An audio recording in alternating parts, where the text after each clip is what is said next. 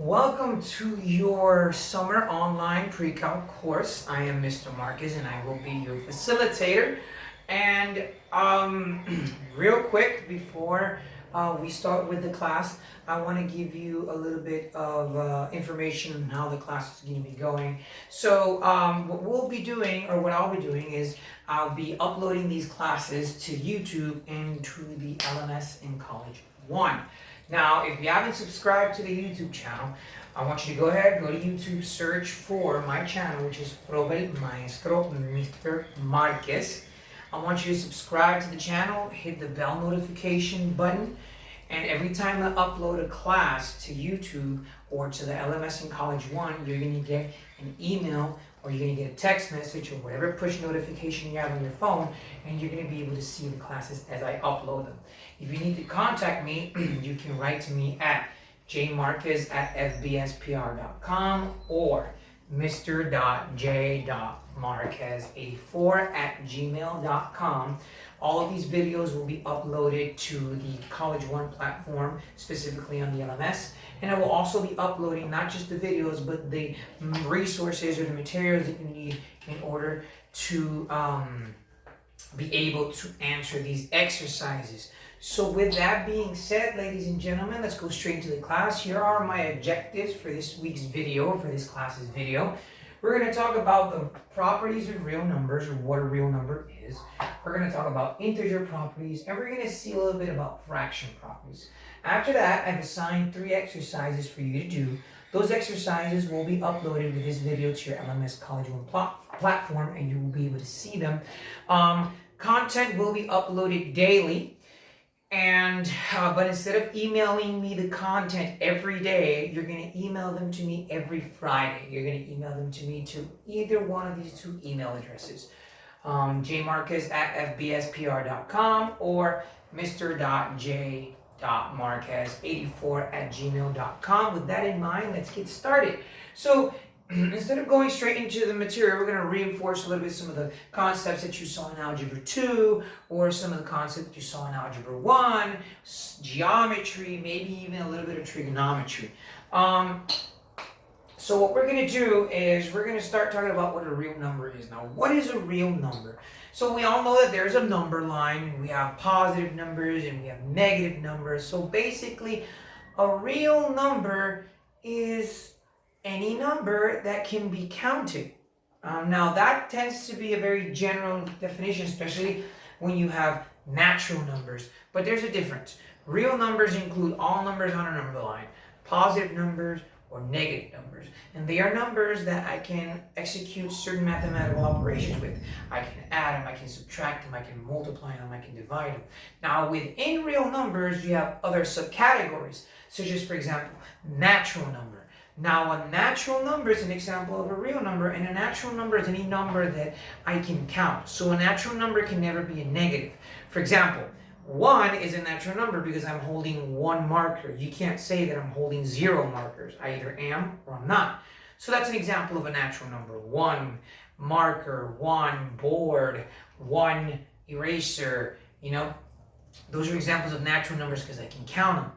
An integer, then, that would include, is another type of real number, and that would include positive numbers, and that would include negative numbers. And then you have rational numbers and irrational numbers. Now, what a rational number is this. It's a fraction. Anything that I can express as a fraction is what I call a rational number. Okay? An irrational number is a number that doesn't really have a way of explaining what an irrational number is pi, for example. Pi is a number that that doesn't have an end. It's 3.14159, and then it has a whole bunch of numbers and it never ends. That's an irrational number because I can't really put an end to it. I can't really say, well, this is the exact value of pi. So an irrational number is kind of a number that doesn't really have an exact value. Another example of an irrational number is the square root of 2. The square root of 2 is an irrational number because the square root of 2 doesn't really have an end value. For example, 1/2 is a rational number for 2 reasons. One, because it's written as a fraction, and 2, because 1/2 will always be 0.5, and that's not going to change, okay? So that's what real numbers are. Now, as we progress, I'll step in and out of camera just to make sure that everything is going smoothly and nothing is glitching, and we're all working on point, and I see that we are. So that's, again, what a real number is. Let me go ahead and recap that. So real numbers are the numbers that you have been working with ever since you started taking math. Okay, now they can be subcategorized into a natural number, which is a number that I can count. 1 marker, 1 board, 1 eraser, 1 person, right? You can count that. You have rational numbers, which are any number that can be expressed as a fraction, kind of like 5/36 or 7/20. All numbers that can be expressed as a rational number or as a fraction are considered to be rational numbers. Rational numbers are also considered to be decimals. For example, 0.125 is a rational number because it ends at 0.125, and 3.33, and the line just means that the 3 continues to express itself. This is also a rational number because it's what we call a repeating decimal. So rational numbers are fractions, like 1/2, terminating decimals, like 1.25, repeating decimals, like 3.33333, and irrational numbers are numbers that don't have a repeating decimal or don't have a fraction. An irrational number is the square root of 2 and pi, because these values these numbers don't have an exact value, or these terms don't have an exact value. Like, I don't know what the exact value of pi is. I don't know what the exact value of the square root of 2 is. That's why we call them irrational. So again, rational is anything I can express as a fraction. Anything that I can express as a fraction. It's live, it happens.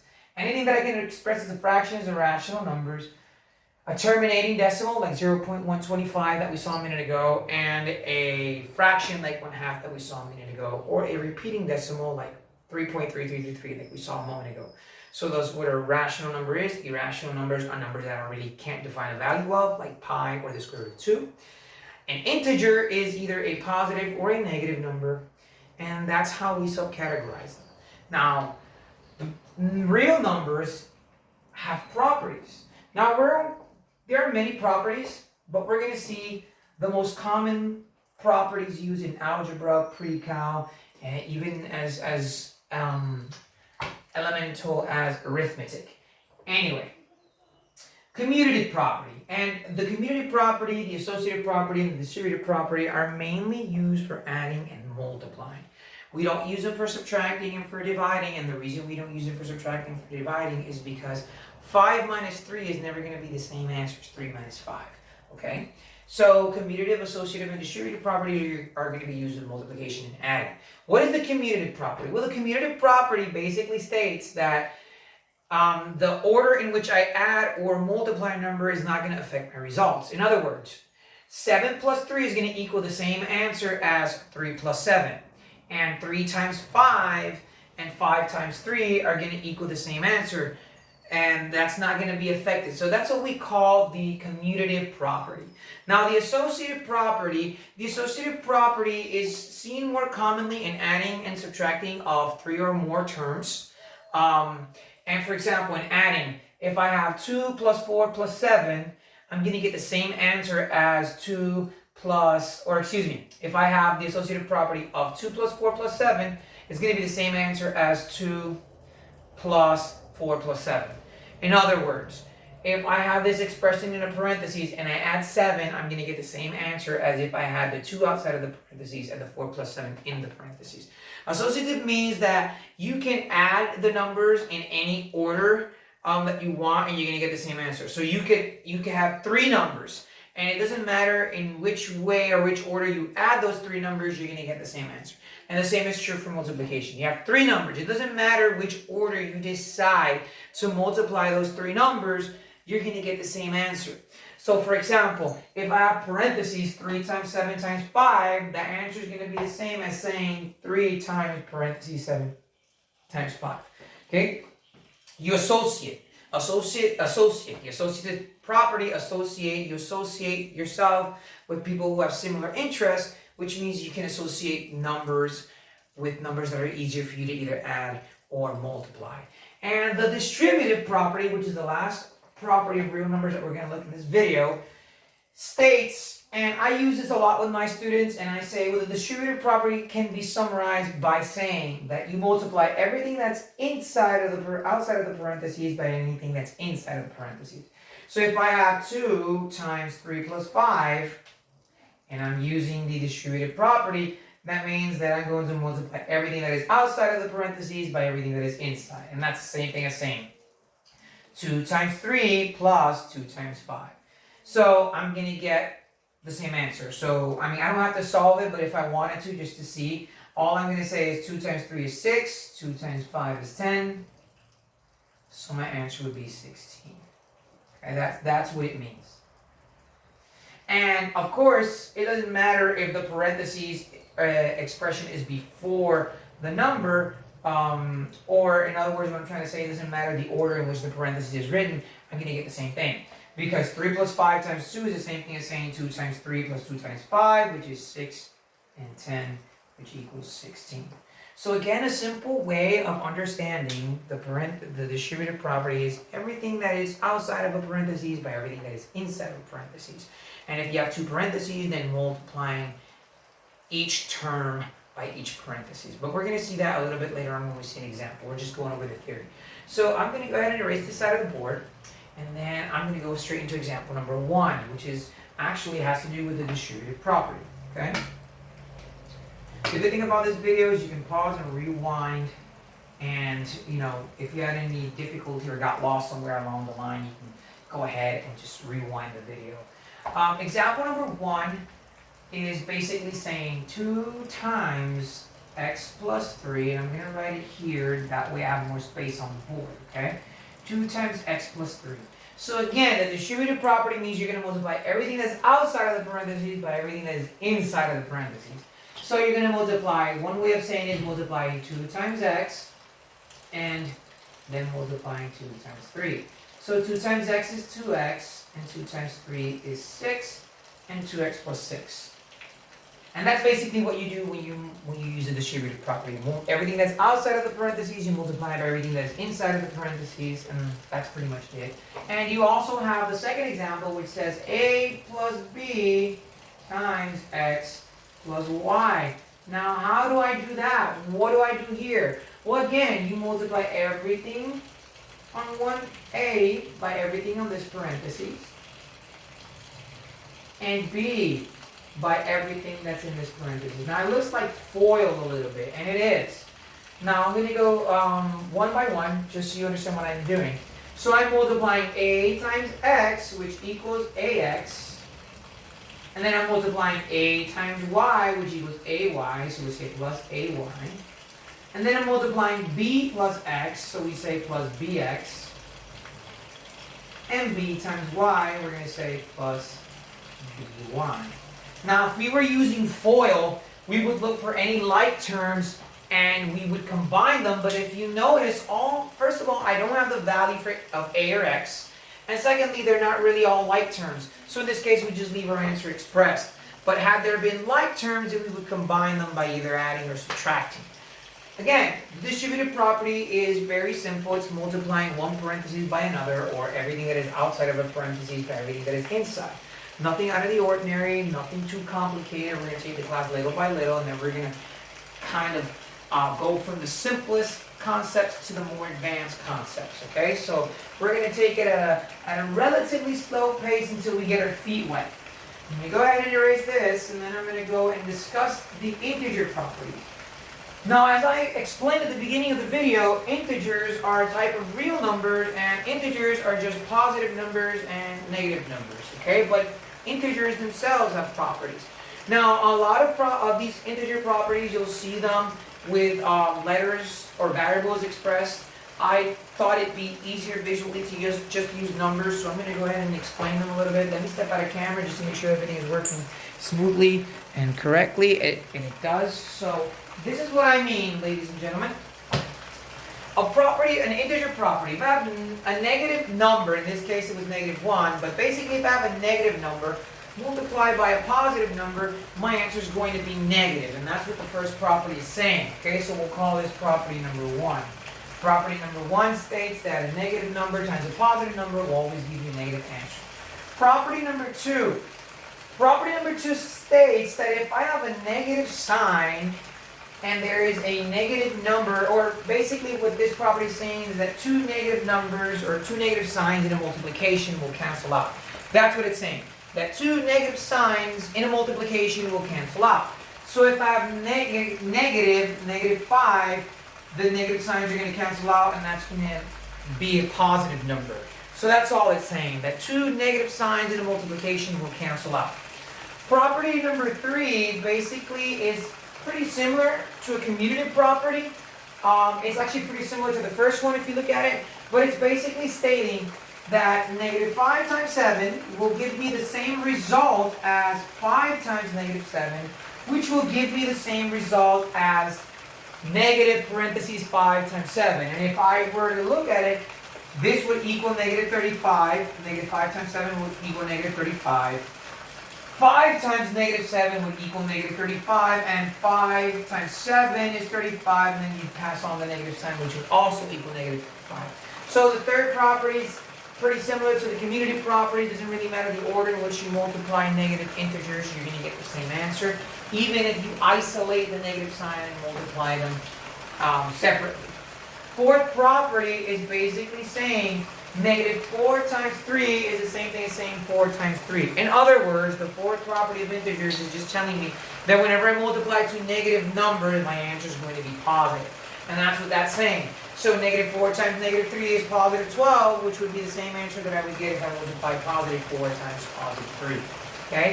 Property number 5. Property number 5 is stating that if I have a number or an expression that says -3 plus 5, the answer of that is actually going to be the same as subtracting -3 minus 5. So what that means is that, for example, I have negative, and then parentheses 3 plus 5, this would be 8, and then I just move on to the negative sign, which would be -8. And if I subtracted -3 minus 5, I would also get -8. Okay, so that's property number 5. Property number 6 is similar to property number 5, but property number 6 is basically saying that 8 minus 5 is going to be the same answer as -5 minus 8. Now this one is a little bit harder to visualize, so I'm actually going to solve it on. And this is what I mean. 5 minus 8 is -3, and I pass over the negative sign here, and if I look at the second property, these negative signs are going to cancel out because two negative signs cancel out in a multiplication, and that's going to equal 3, which would basically be the same answer as 8 minus 5, which equals 3. So what it's saying is that if I have an expression as -5 minus 8, that's going to be the same answer as 8 minus 5, okay? So those are the integer properties. I'm going to go ahead and write this example on this side of the board, just so I have a little bit more space to work on. So the second example, what is being asked of me to do in this example is, 1, express this differently and tell me which property I'm using, what number I'm using. And the second one says -x plus y minus z. So let me go ahead and erase this real quick. And I'm going to go ahead and step out of camera just to make sure that everything is going smoothly. So if I have -x plus 2, that's actually the same thing as saying, and if I look at the properties, that's similar to property number 5. So -x plus 2 is basically the same thing as saying -x minus 2. Now, and this is of course property 5. Now another way of visualizing it that can probably help you understand it a little better, this is kind of like a trick that I use for this case specifically, is I would just imagine that I'm multiplying the negative sign by everything. And -x times +x is -x, and negative times a positive is negative, and that's why I get -x minus 2. That's one way of seeing it. If you're really good at memorization, just memorizing the property should be enough. And if we look at the second part of example number 2, we have a very similar situation to example number 1. Now here you're going to actually have to execute more than one step. So if I can say negative x minus y minus negative z, right? And I use pretty much property number 5, but what's going to happen now is negative x stays the same, negative y stays the same, but when I have a multiplication of two negative signs, they cancel out, and this turns into a plus z.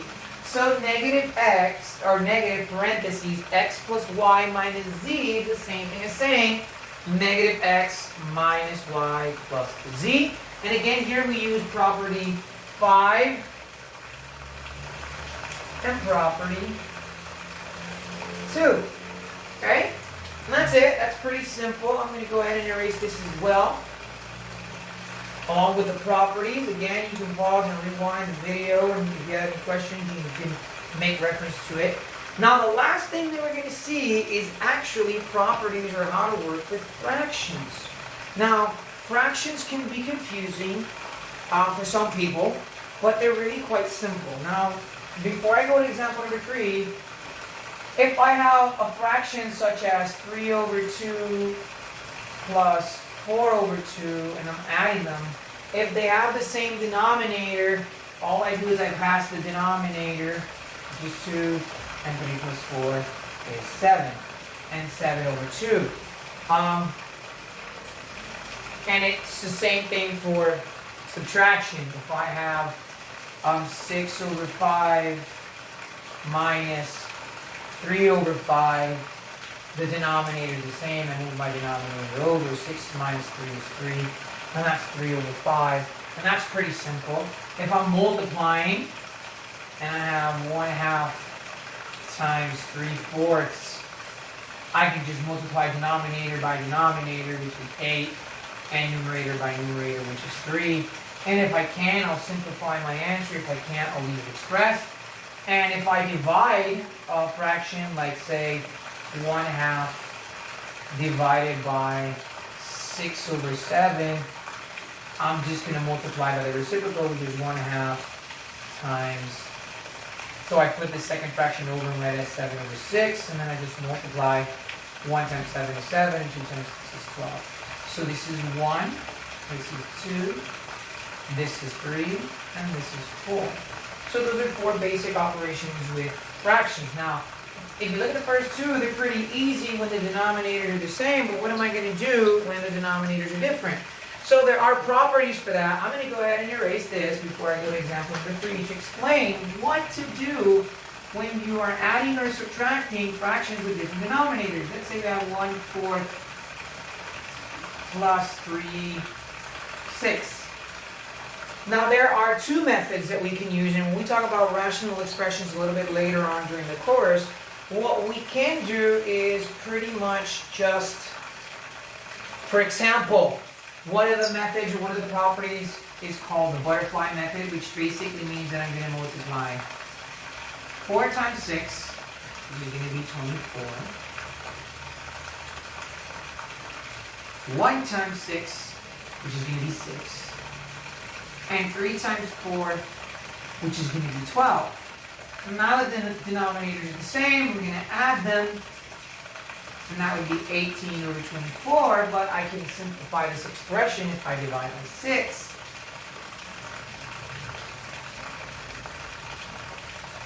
$18 divided by 6 is 3, and 24 divided by 6 is 4, and my answer is 3/4. So that's one of the properties. It's called, or commonly also referred to as the butterfly method.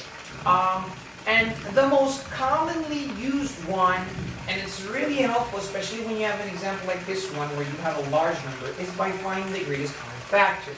Now, I'm actually going to use the same fraction, okay? So the same problem. So I'm going to go ahead and erase it. But now I'm going to use the least common denominator method. This is called the LCD method. And you have 1/4 plus 3/6. okay? Or I don't know if it was the same one, but we'll use this one. And you know what? Let's just change this to 2. So if I'm using the least common denominator method, what I'm going to do is I'm going to think of the smallest number that divides by 4 that also divides by 6. Now, one of the things that you can do is using the factoring tree or prime factorization, where I take the 4 and I break it down into its prime numbers, which are 2 times 2. And that's it. There's not really much I can do there. And then you're going to take 6 and you're going to break it down into 2 times 3. Now, I express this as 2 squared, right? That's the prime factorization of 4. And I express this as 2 times 3 because, well, that 2 is only repeated once. Now, if I want to find the least common denominator, what I do is I choose the prime number that has the highest exponent, which in this case is 2 squared, multiplied by the other prime number, which in this case is 3, and that's going to be 12. Because 2 squared is 4, and 4 times 3 is 12. So that means that the least common denominator here is going to be 12. Now, I'm going to look at 4, and I'm going to think to myself, what number multiplied by 4 equals 12? Or in other words, 4 times what number equals 12? If you're thinking 3, that's correct. And you're going to say, so you're going to multiply your numerator by 3, which is going to be 2 times 3, which is 6. And I look at 6 and I think to myself, 6 times what number equals 12? And if you're thinking 2, that's correct. And you're going to say 3 times 2, which is 6. And you're going to say 6 plus 6 is 12. And 12 over 12 equals 1. And that's the least common denominator method, which is another property of fractions. What do I do? So, how else can I use this method? Excuse me for a minute, for brain lapse. Well, let's look at this example. This will be the last example of the video. We're going to do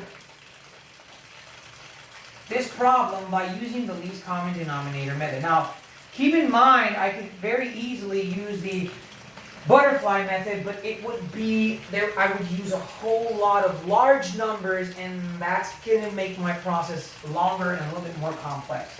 So if I have 5 over 36 plus 7 over 120, I need to find the least common denominator. Now, it's not as easy as the other exercise was. So we're going to use prime factorization by using the factoring tree method, and we have 120 and we have 36. And we have to, so we're going to work with each one individually. And 120, and again, I'm going to step out of camera real quick just to make sure that everything is going accordingly. So if I look at 120, numbers that when I multiply equal 120, well, since this is a 0, and I know my rules of divisibility, I can just say 12 times 10. And 12 times 10 is 120. Now I can break them down into prime numbers by saying, well, 3 times 4 is 12. And I can break 4 down into 2 times 2. Now I'm going to look at 10, and 10 is 2 times 5. So I can say that the prime factorization, and what I'm going to do is I see how 2 is repeated a whole bunch of times. So instead of saying 2 times 2 times 2, I'm going to say 2 cubed, and the 3 just means the amount of times that 2 is repeated. And I have a 3, and I have a 5. And I'm going to do the same thing with 36, and I can go ahead and say, 4 times 9, where 4 times 9 is 2, 4 is 2 times 2, 9 is 3 times 3, and in this case, I can go ahead and say 2 squared times 3 squared, right? So how am I going to determine the least common denominator? Well, I'm going to take the 2 that has the highest exponent. Here 2 is repeated 3 times, so this is 2 cubed. Here 2 is only repeated twice, so that's why it's 2 squared. So I'm going to choose the highest exponent of both of them, which would be 2 cubed.